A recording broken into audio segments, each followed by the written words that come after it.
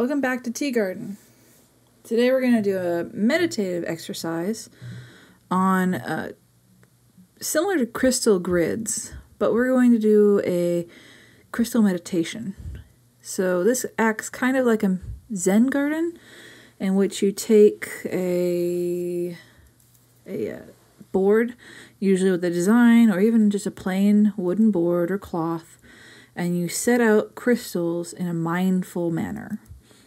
The board you choose, the color of cloth you have, or whatever you choose to put the crystals on can be symbolically linked to what you're trying to focus on and trying to manifest in your life. As well as the crystals you choose having connections to what you're trying to manifest. So tonight we're going to be doing a meditative crystal placement with the idea of positive relationships.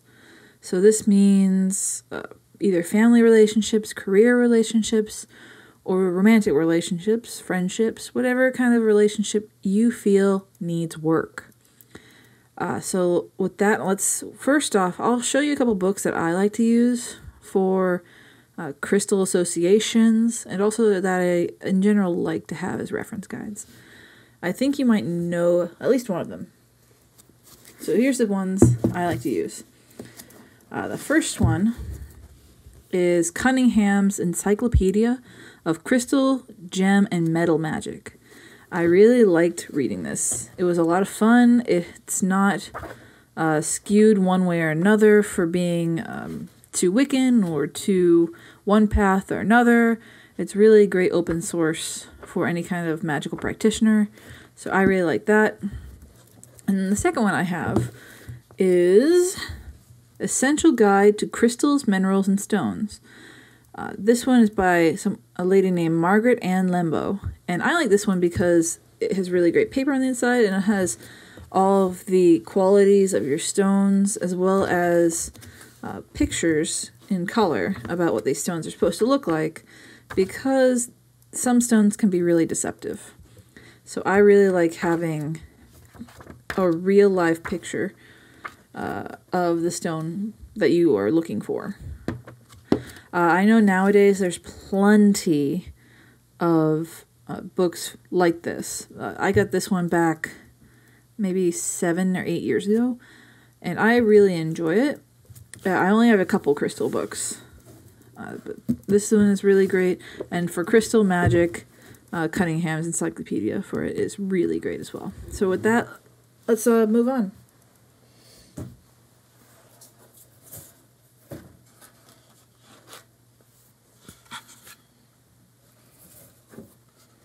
All right, so the first things we got to figure out is what we want to put our crystals on.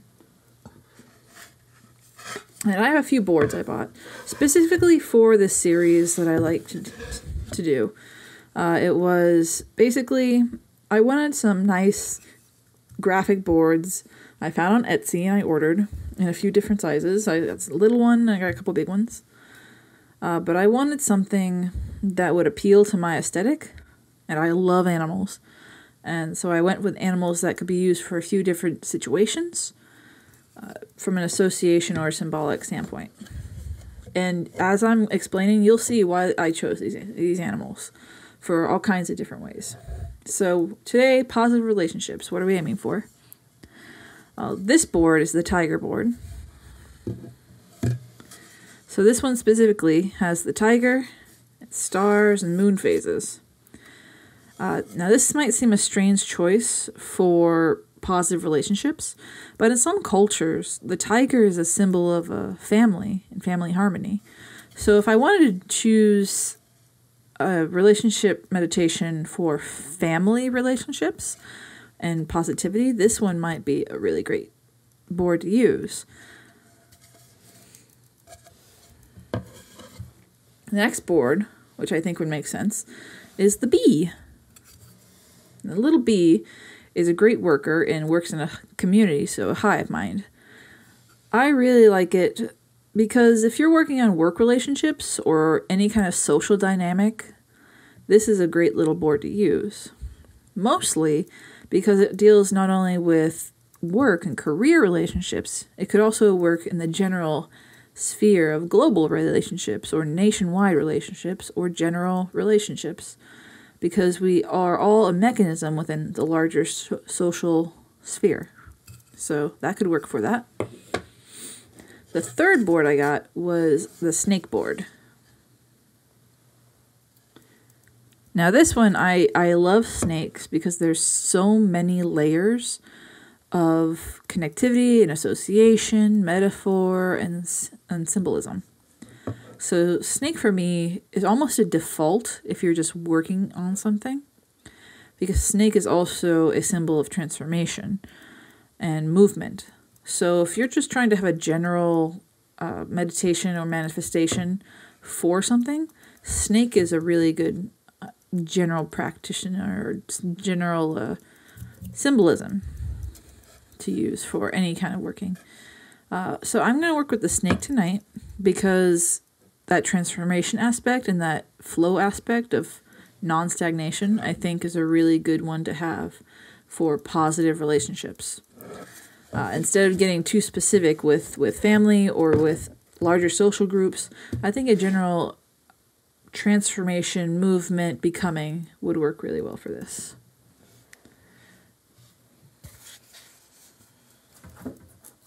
So let me put these back. Also, I'm going to grab something that I forgot, so give me a sec. Alright, I got what I wanted, so I have my board, and I have most of my crystals I wanted to get.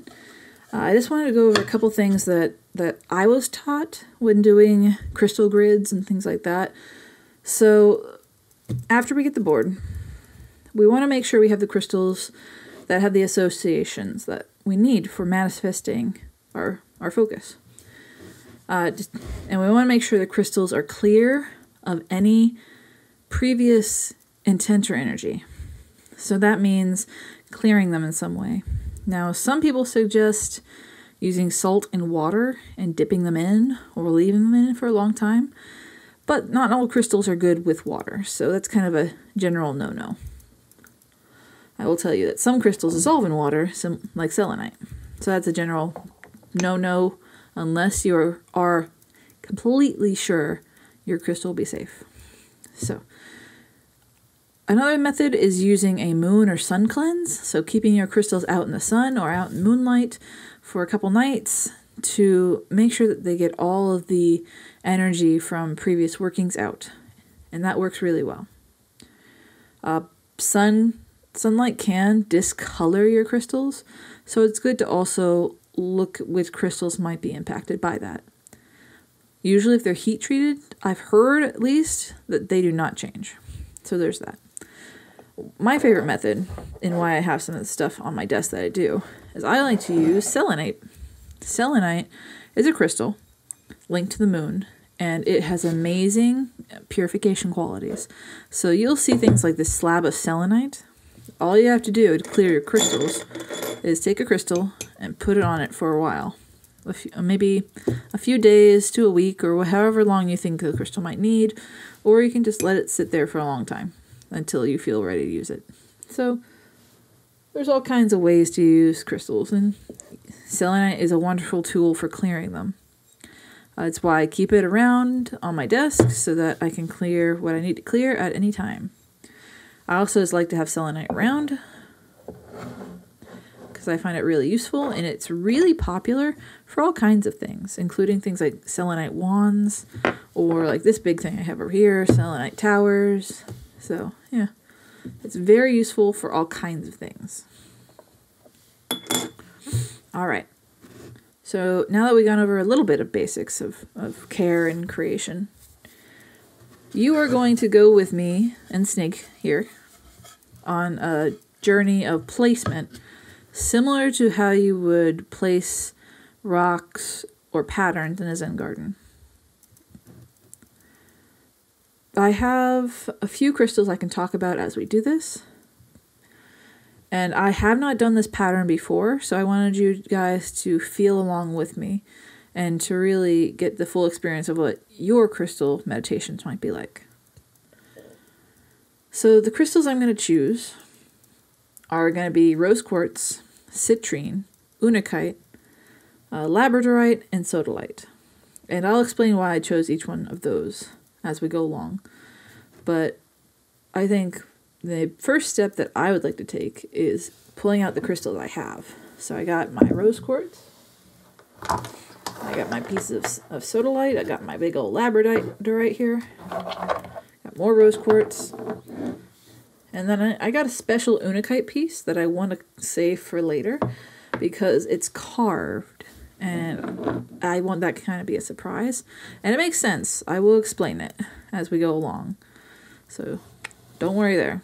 And also, one of the tricks you can use to amplify the energy of crystal grids or crystal meditations or whatever kind of crystal work you're doing, one of the tricks you can use is if you want to amplify it, if you want to make the intention and then like focus it, amplify it, spread it, just make it more powerful, is to have crystal quartz, clear crystal quartz with it.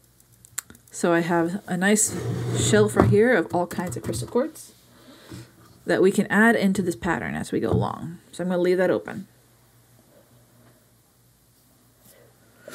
You have to excuse my sniffling. I think I might have allergies.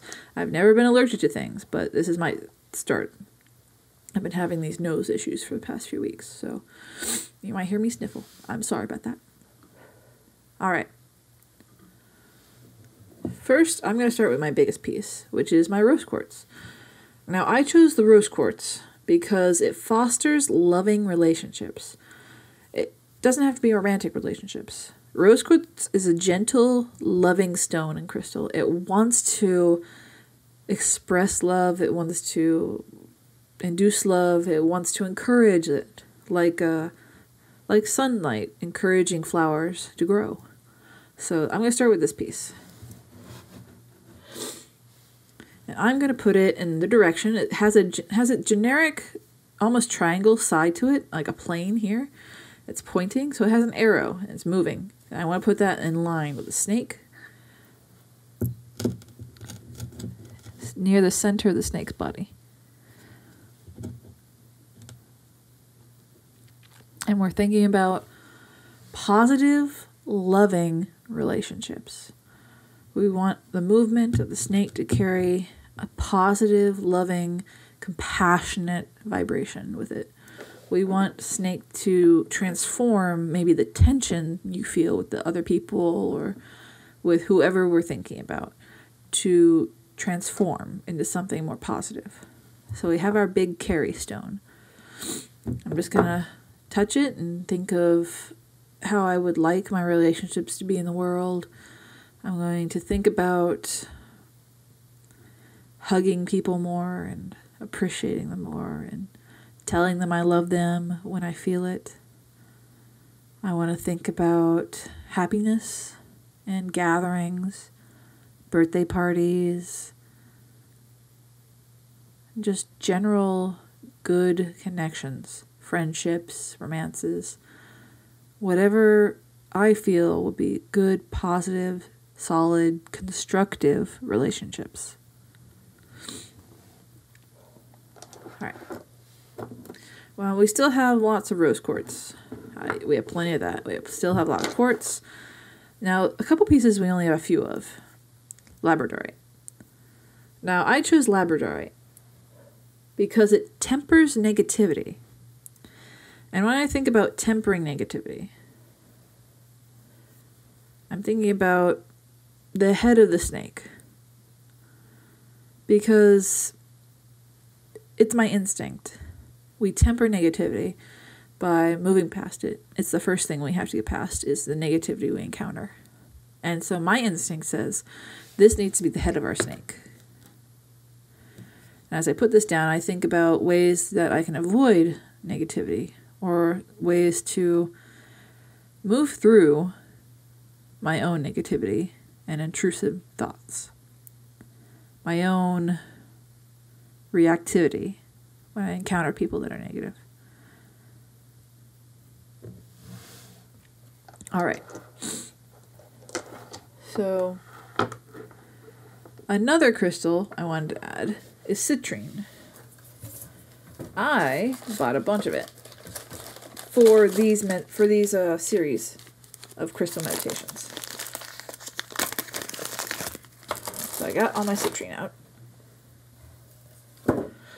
And I have a lot of it. So I'm not too concerned with like overdoing it with citrine. I want to use pieces I don't have as much of. Which means next I'm going to use the sodalite. So sodalite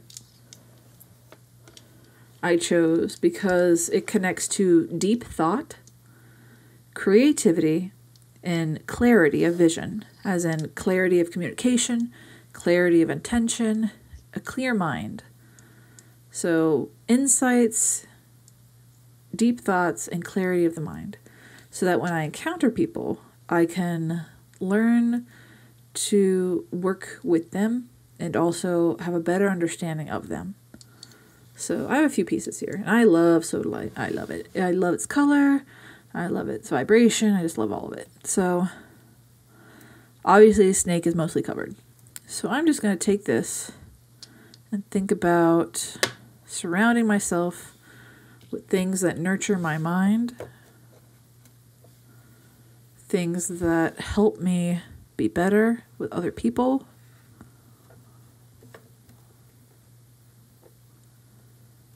things that will help me grow. So I'm just going to leave that kind of at angles, trying to use the board's pattern to my advantage here.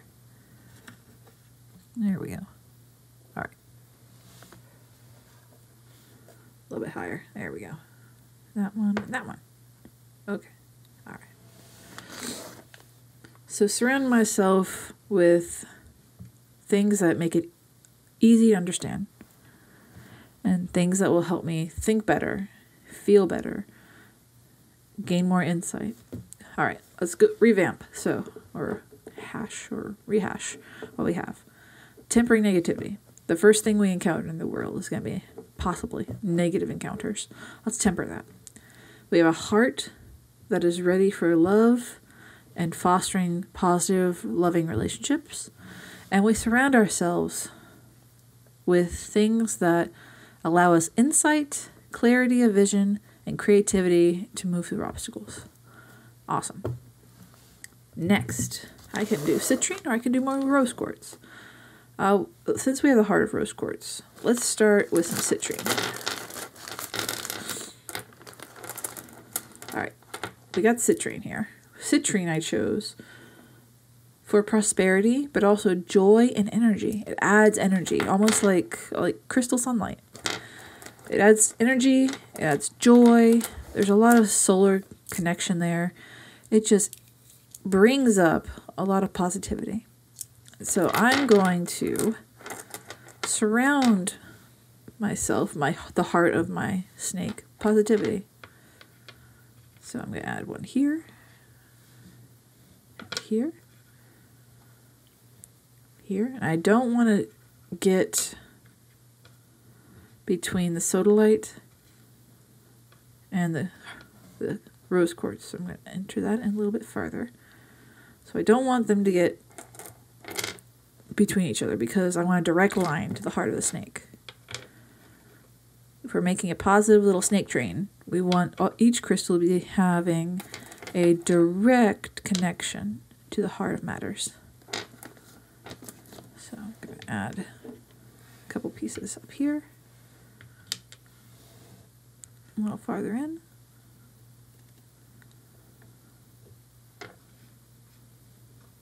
Trying to use circle patterns.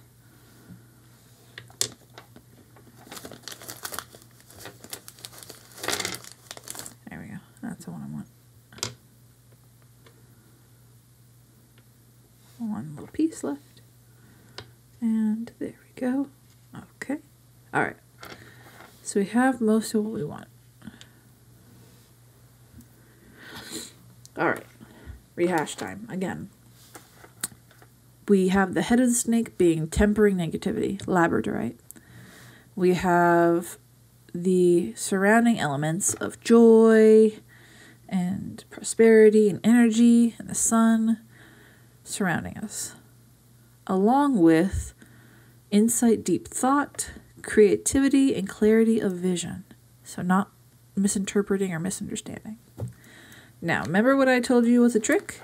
If you want to amplify some things, you can add your thoughts into them, but also use the crystal quartz. So before we go into the amplification, we are going to think about some of the things we added to this by infusing with intention and being mindful of it. We think of encountering negativity, we think of processing it and getting away from it, moving it from our minds. We think of being loving, positive relationships, happiness, gatherings, good things. We think about those aha moments we have in life, seeing things clearly for the first time or maybe again. And we think about positivity. We think about things that make us happy and joyous, things that give us energy and enthusiasm. And now we amplify. Now, this doesn't have to be something that's overly thought out. You just get a few pieces that you find pleasing. So I'll find a few of these. There we are. Now we're just going to use this to amplify what we already put down. So there we go.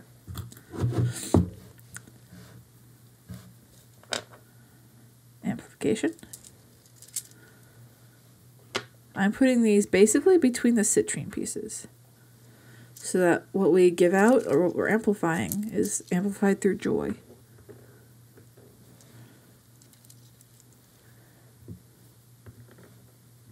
We want to amplify everything through joy. This one is actually going to be right behind the citrine piece. This one too will be right behind the citrine piece. Then a couple more. Alright. Awesome. Put these ones away. Now, remember when I said I had a special piece specifically for unakite?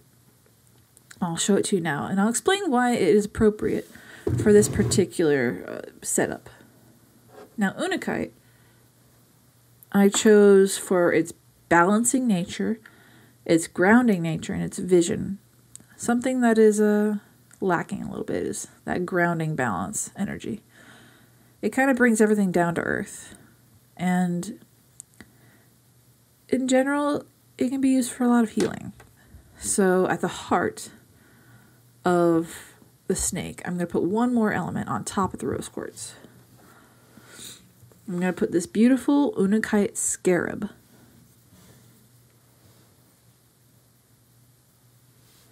Now, it's about the size of my palm, and I've had it for quite some years, about 5 years at this point, and I really love it. Now, the reason it's carved, I got in a shop, and I love that shop that I go to.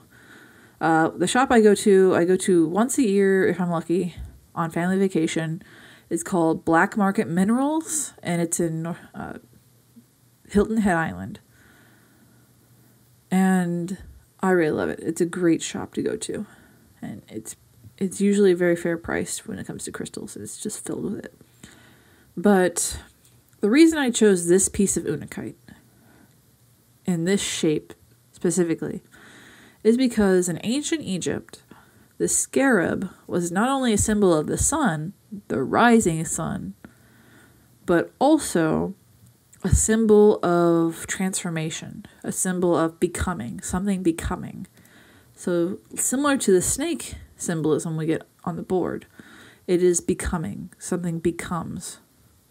So at the heart of love, we want to put something that transforms and maintains balance, but also gives us the vision we want. So it is fulfilling our vision for the future, our becoming. So I'm going to place it in the middle of my crystal quartz here, my rose quartz here.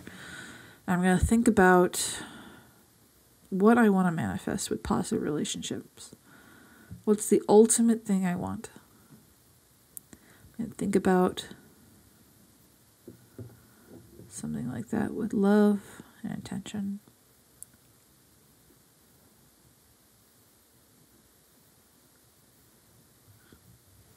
All right. So we have our Unakite scarab, who grounds us, balances us, and allows us vision for the future. We have our amplifying clear quartz. We have our sodalite pieces for insight and creativity. We have our joyous citrine pieces. We have our tempering negativity labradorite. And we have the heart of the rose quartz. And we do have a few pieces left over. I mean, we could add these, but I think our board is pretty much full. Now, one of the things I was taught when doing crystal grids and that kind of thing is you take the wand you want to use afterwards and you connect these. It's almost like a connect the dots, and connecting them in different ways with energetic cords, basically intention cords, helps direct the energy. So, say, I want love to radiate from the inside out. So I'm going to start with connecting the scarab to the rose quartz, because we want that balancing energy to connect to our love and our fostering relationships. I touch the top of the scarab. I'm going to visualize the energy making a cord, a small string from the scarab. I'm going to bring it down to the rose quartz and imagine them anchoring together. And then how I want this energy to move is outwards. But that also means inwards. So all the qualities that you take out will also come in. So I'm going to do... I think I'm going to do sodalite cord to the rose quartz to give love insight.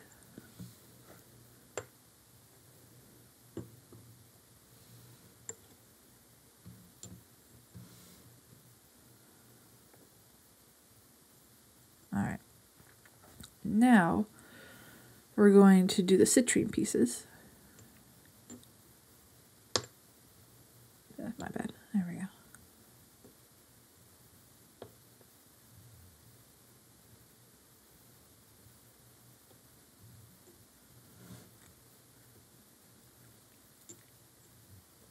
To give joy and energy to love.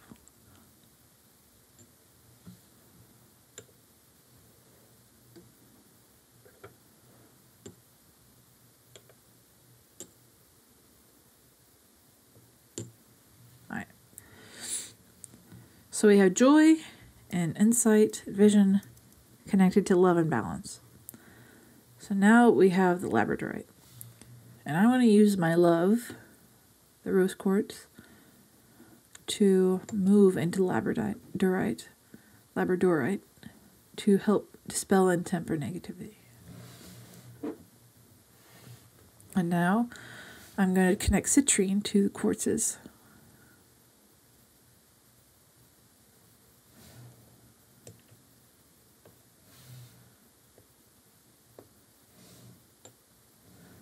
Because joy always is good to amplify, at least in my opinion.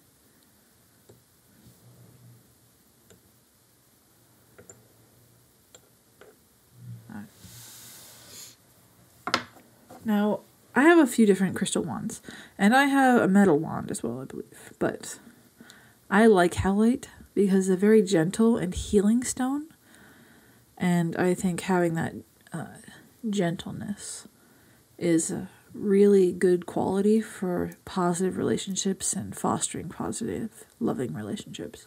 So I just grabbed this one because I just really like it for this kind of work. And there you have it. You have a crystal grid, basically, that we are trying to use to manifest or transform into positive relationships. So we're using it to manifest positive relationships in whatever sphere you really want. You can think about your children, you can think about your spouses, think about your family, your business colleagues, your coworkers. You can think about society in general.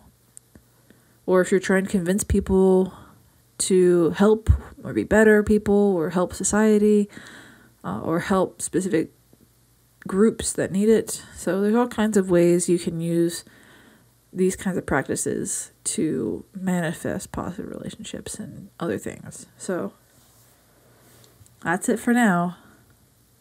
I hope you enjoyed following along with me and learned a little bit of something. And you can always join us again for our other crystal meditation series, crystal grid series, and of course, click and subscribe, like and subscribe. We will be here. A little awkwardly, but we're still here. I'm petting the scarab. It helps. All right. Have a good day, guys. Bye.